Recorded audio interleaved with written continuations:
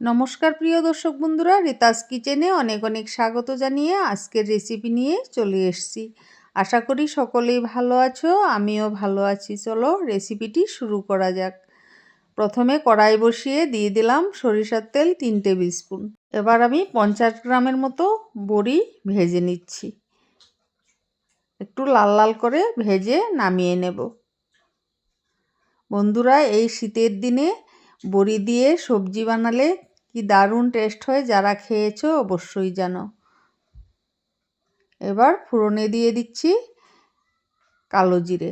কড়াইতে তেল ছিল, ওই তেলটাইতে আমি ফোড়নটা দিয়ে দিয়েছি। এবার দিচ্ছি চেরা কাঁচা লঙ্কা 7-8টার মতো, দিয়ে দিচ্ছি 1 চিমটি জিরে। এবার রকমারি সবজিগুলো দিয়ে দিলাম।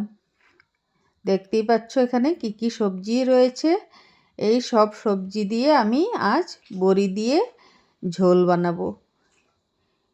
এইভাবে ঝোল এই সবজিগুলো দিয়ে কে কে খেয়েছো আমাকে কমেন্টে অবশ্যই জানিও।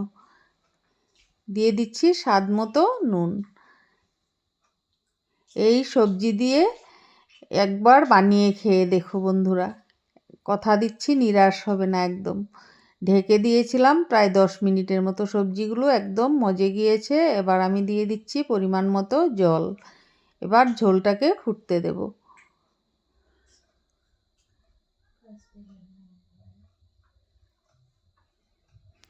এইভাবে তোমরাও একবার বাড়িতে অবশ্যই বানিয়ে একবার খেয়ে দেখো। এবারে দিয়ে দিচ্ছি ভেজে রাখা বড়িগুলো। বন্ধুরা, আমার রেসিপিটি যদি তোমাদের ভালো লেগে থাকে, লাইক, কমেন্ট এবং সাবস্ক্রাইব করে আমার পাশে থেকো। ভিডিওটি ভালো লাগলে বন্ধুদেরকে একটু শেয়ার করে দিও। দিয়ে দিচ্ছি 1/2 টিস্পুন জিরে গুঁড়ো।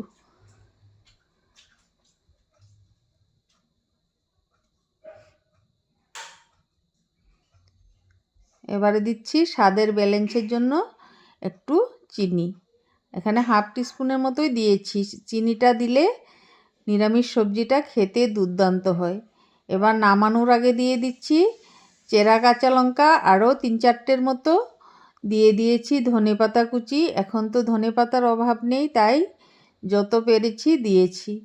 এবারে দিয়ে দিচ্ছি 1 টিস্পুন চালের গুঁড়ি, যাতে তরকারিটা একটু আঠালো হয়। বন্ধুরা, এইভাবে একবার অবশ্যই বানিয়ে খেয়ে দেখো আর আমাকে কমেন্ট করতে ভুলো না।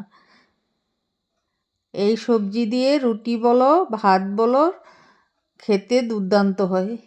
রাতে রুটির সাথে একদম জমে থাকে তরকারিটা, খেতে দুর্দান্ত লাগে একদম। ফিরে আসবো নিত্য নতুন রেসিপি নিয়ে। সবাই ভালো থেকো, সুস্থ থেকো। ধন্যবাদ।